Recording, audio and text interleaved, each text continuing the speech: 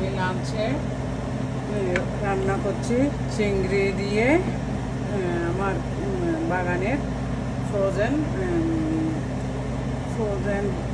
ভেন্ডি।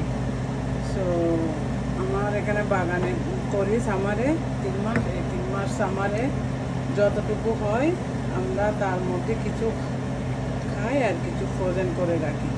সো কয়েকটা ভেন্ডি আমি বাগানের সামারের টাইমে ফ্রোজেন করে রেখেছিলাম, সেগুলো আজকে দুপুরে লাঞ্চের জন্য রান্না করছি।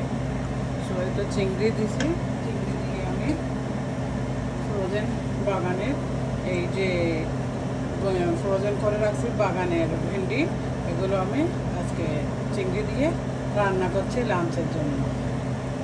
সো আমি চিংড়িগুলোকে একটু কষাচ্ছি, কষাইয়ে ভেন্ডিগুলো দিয়ে দিচ্ছি। সো ভেন্ডিগুলো দিয়ে দিলাম। সো এগুলো এখন কুক হবে চিংড়ি দিয়ে।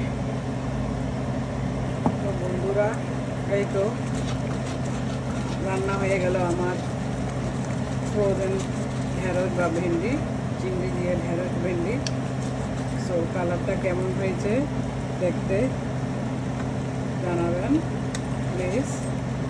আর রান্নাটা কেমন হলো, আপনাদের কেমন লাগলো, ভালো লাগলো নাকি আমাকে জানাবেন। ধন্যবাদ সবাইকে।